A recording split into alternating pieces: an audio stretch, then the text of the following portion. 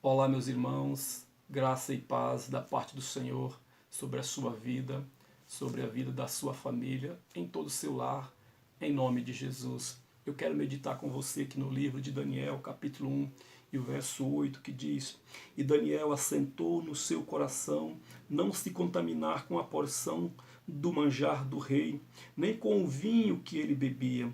Portanto, pediu ao chefe dos eunucos que lhe concedesse não se contaminar. Glória a Deus. O livro do profeta Daniel, querido, é um livro bastante relevante para nós, nem só para nós como cristãos, mas também para o povo judeu, tendo em vista a sua importância profética e a sua importância histórica. Este livro ele tem como tema a soberania de Deus sobre o mundo, né? Ele fala ali sobre um período de 69 anos de história, período no qual o povo ficou no cativeiro babilônico, o povo de Judá. E Deus, mesmo tendo permitido que esse povo fosse ali para o cativeiro babilônico, Deus levanta três grandes profetas ali, irmãos, neste período, que é o profeta Jeremias, que é o profeta Ezequiel e que é o profeta Daniel. Cada um em um lugar diferente, cada um representando Deus, talvez de uma forma diferente e talvez para pessoas diferentes, mas todos eles ali, irmãos, a serviço de Deus para o povo, Deus usando aqueles profetas para estar orientando o povo acerca daquilo que ele faria, né? E aqui, querido, o contexto histórico deste livro, do livro de Daniel, é um contexto histórico muito interessante para nós, né? Tendo em vista que quando Nabucodonosor invade ali Judá, ele leva para o seu palácio alguns jovens da classe nobre, e entre eles estava Daniel. E é interessante que esse rei Nabucodonosor, ele propõe que aqueles jovens comessem do manjar do rei e bebessem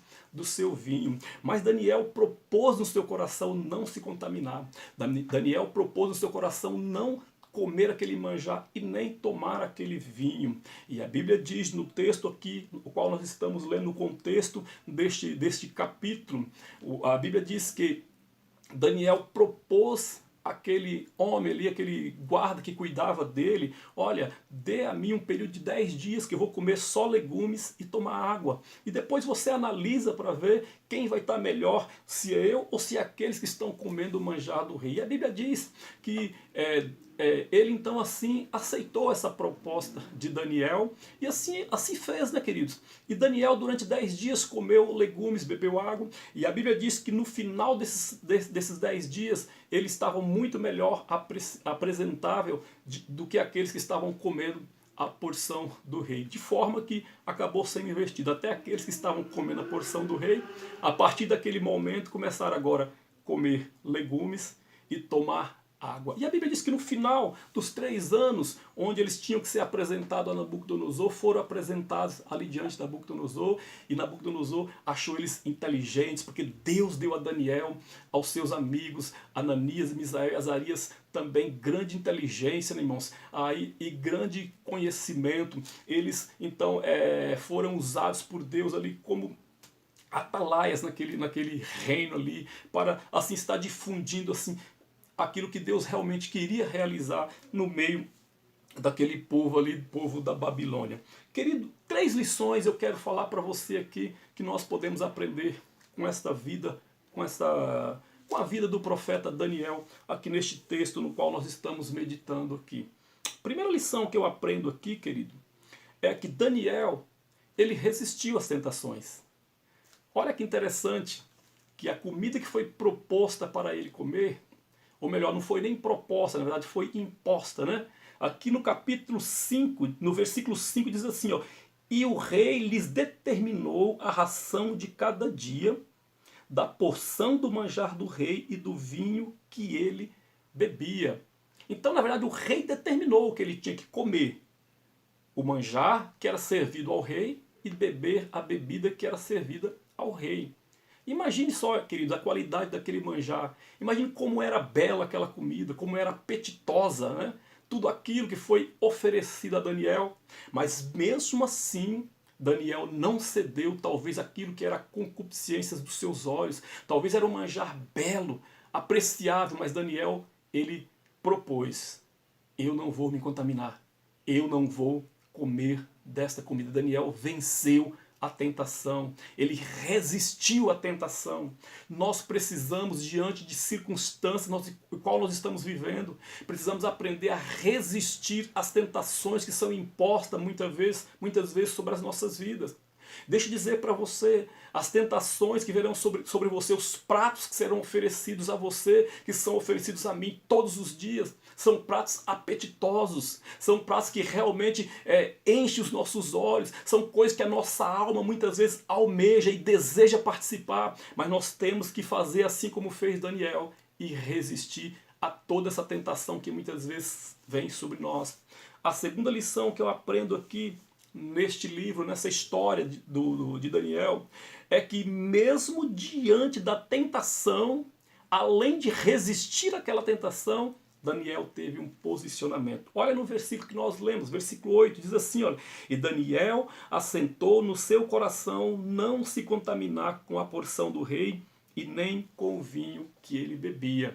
Além de resistir, querido, ele propôs, olha, eu não vou comer essa comida.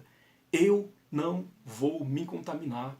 Muitas vezes nós estamos diante de situações, né? Estamos diante de situações, querido, que nos levam até mesmo a desejar aquilo que não se pode. Mas nós temos que ter esse posicionamento, Daniel, olha, eu não vou me contaminar. Eu não vou ceder a esta tentação. Eu vou dizer não para aquilo que está diante dos meus olhos. Foi isso que Daniel fez. Ele disse não para aquilo que estava diante dos olhos dele. Ele teve aqui, querido, um posicionamento diante daquela situação, diante daquela circunstância. Esta é a segunda lição que eu aprendo. A terceira lição que eu aprendo aqui é que Daniel, ele teve também uma atitude. Ele teve uma atitude. No verso 12, vamos ver lá o que ele fez. Ele diz assim, olha, ele disse para aquele homem lá, aquele homem que estava cuidando dele, olha, experimenta, peço-te, os teus servos 10 dias, fazendo com que nos deem legumes a comer e água a beber. Ou seja, ele teve uma atitude. Ele teve uma saída diante daquela circunstância. Ele disse não, ele teve um posicionamento, não vou me contaminar, e agora ele tem uma atitude, olha, para que eu não venha me contaminar, eu preciso ter uma atitude. E qual que é? Esta aqui. Ele teve essa atitude, ele propôs àquele homem que cuidava dele ali, que cuidavam deles, olha, eu te peço que me experimente durante 10 dias.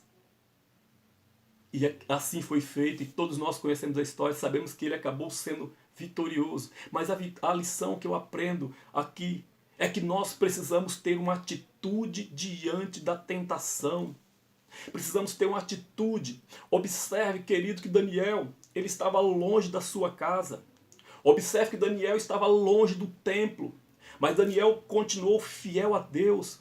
Daniel, ele continua, tudo isso que aconteceu aqui com Daniel, querido, mostrou assim a sua obediência a Deus, mostrou que ele era servo do Deus Altíssimo, do Deus de Israel, não só na sua terra, mostrou também que ele buscava a Deus não só no templo. No capítulo 6 nós vamos ver que Daniel orava 3 vezes por dia, e mesmo com aquele decreto lá, irmãos, que aquele que pedisse qualquer coisa fosse lançado na cova dos leões, isso no capítulo 6, Daniel não deixou que aquilo o intimidasse. Daniel continuou buscando a Deus. Deixa eu dizer algo para você, nós estamos vivendo dias estranhos, nós estamos vivendo dias complicados, nós estamos vivendo dias onde nós não estamos mais, queridos, no templo. Nós estamos passando por uma fase onde o nosso lugar de adoração não é mais o templo. Olha que interessante que para Israel, para aquele povo, para a nação de Judá, o lugar correto para adorar a Deus era no templo. Este era o lugar correto, mas Daniel, sabendo que não estava no lugar correto para louvar a Deus, ele falou assim, eu não posso deixar que isso me atrapalhe, eu não tenho condição de ir até o templo, mas eu vou orar 3 vezes por dia. E ele fechava a porta do seu quarto e 3 vezes por dia ele orava e buscava ao Deus Todo-Poderoso. Eu preciso entender, nós precisamos entender que mesmo estando longe do templo, mesmo não tendo condição, muitas vezes, aonde nós estamos, de dobrar o nosso joelho, nós podemos inclinar a nossa cabeça, podemos erguer os nossos olhos para o céu, podemos fechar os nossos olhos, podemos fazer qualquer gesto, querido, mas contanto que nós buscamos a Deus, que nós nos debruçamos diante da Tua palavra para lê-la, para a cada dia meditar, nós temos que ter um posicionamento diante de Deus nessa circunstância no qual estamos vivendo, e assim como Deus deu vitória para Daniel, Deus dará vitória para nós também. Vale nos lembrar, querido, que tudo isso que aconteceu aqui no início da vida de Daniel, isso repercutiu de forma positiva durante todo o seu ministério. Interessante que Daniel, querido, ele em nenhum momento da sua vida, ele perdeu a sua característica como judeu. Em nenhum momento da sua vida, durante todo o tempo que ele viveu na Babilônia, ele perdeu a sua característica como servo do Deus Altíssimo. Deixa eu dizer algo para você. Não importa onde você esteja, não importa onde eu esteja, nós temos que carregar sobre nós a cada dia esta característica. A Bíblia fala no capítulo 6 de Daniel que Daniel tinha um espírito excelente. Deixa eu dizer para você, nós precisamos buscar este espírito excelente. A Bíblia fala lá no capítulo 9 que quando Daniel começou a ler o livro do profeta Jeremias e percebeu que o tempo do cativeiro estava terminando, ele começa a orar a Deus. Olha que impressionante, querido. Daniel, ele começa a orar a Deus, e a oração que Daniel faz a Deus no capítulo 9 é uma oração que traz um verdadeiro exemplo para nós de intercessão em favor do povo. Daniel em nenhum momento ele pensou em si. Daniel em nenhum momento ele foi egoísta e falando assim, e podia pensar assim: olha, eu estou no palácio, eu estou bem, eu tenho boa comida, eu tenho uma boa reputação, eu tenho um bom status aqui, eu vou deixar esse povo para lá e acabou. Não, ele jamais agiu assim. Ele continuou intercedendo pelo povo, ele desejava o bem da sua nação. Nós precisamos desejar o bem para o povo de Deus, nós precisamos desejar o bem para o nosso povo, nós precisamos olhar para essa nação com olhar de misericórdia, com o mesmo olhar que Deus olhou, e falar: Senhor, perdoa o pecado do Brasil,